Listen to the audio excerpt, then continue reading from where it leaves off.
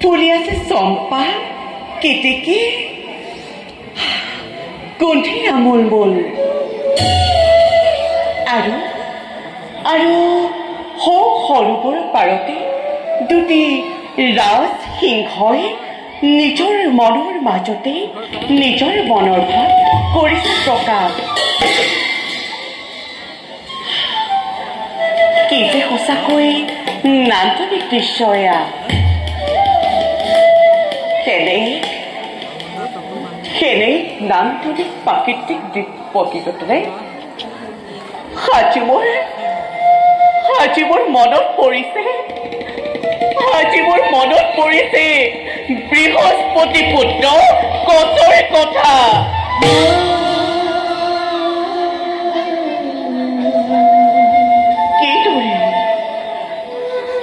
কিদৰে নাৰীৰ সতে প্ৰেমৰ অভিনয় কৰি নাৰীৰ জীৱনৰ লগত খেলিব পাৰে। সেইবাবে সেই পুৰুষ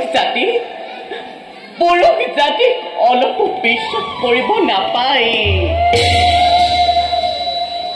মোৰ সতে প্ৰেমৰ অভিনয় কৰি পিতাৰ পৰা শাস্ত্ৰ জ্ঞান লাভ কৰিবলৈ এনে অভিনয়ৰ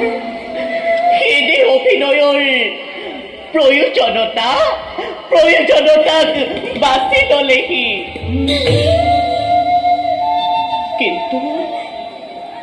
কিন্তু কেনেকৈ বুজাও সেই পুৰুষ জাতি নাৰীৰ জীৱনৰ ব্যাধৰি কথা।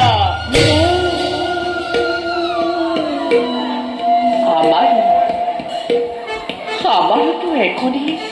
হৃদয় আছে, আমাৰো অন্তৰ আছে।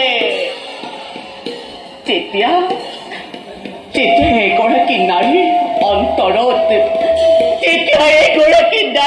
অন্তৰত কোনোবা পুৰুষে আঘাত হানে, তেতিয়া সেই নাৰীৰ অৱস্থা কি হয় নোৱাৰে নোৱাৰে বুজিব তাকে কঠোৰ পুৰুষে কিয় কিয় বাৰু ইমান স্বাৰ্থপৰ সেই পুৰুষ জাতি নোৱাৰো কদাপি কদাপি নোৱাৰো কৰিব বিশ্বাস সেই পুৰুষ জাতি নাই নাই নাই নাই কদাপি বিশ্বাস নকৰে সেই দেৱযানীয়ে সেই পুৰুষ জাতি প্রতারক দেবতার বাবে সমগ্র পুরুষ জাতিকে নিন্দা নকরিবি আয় দেবতা প্রতারক দেবতা বিশ্বাসঘাতক দেবতাই হইছে যতার অনর্থর মূল তাকে জানি বুঝিও ষড়যন্ত্ৰত পুনৰ ভুল গৈ অতলিত হলো মই শুক্ৰাচাৰ্য অভিক্ষপ্ত হলি তই দেৱতাৰ হাতত দুখ মোৰ এই শুক্ৰাচাৰ্যৰ তোৰ দুৰ্ভগীয়া বৃত্তি মোক শাস্তি দে আই মোক শাস্তি দে পিতা সেয়া সেয়া তুমি কেনেবাকৈ কৰিছা উচ্চাৰণ পিতা মানে ঈশ্বৰ নহয় জানো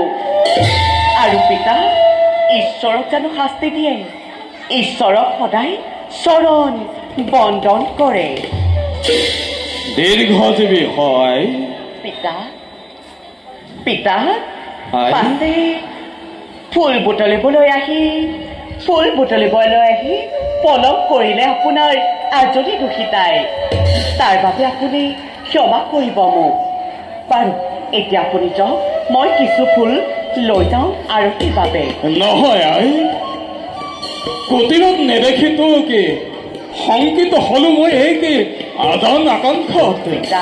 সেয়েহে পালোহি এই ঠাই বলাই সৰুলেও মাগিলে মেলানি ৰবা পিতা তেনেহ'লে মই কিছু পুষ্প চিঙি লওঁ তুমি খন্তেক অপেক্ষা কৰা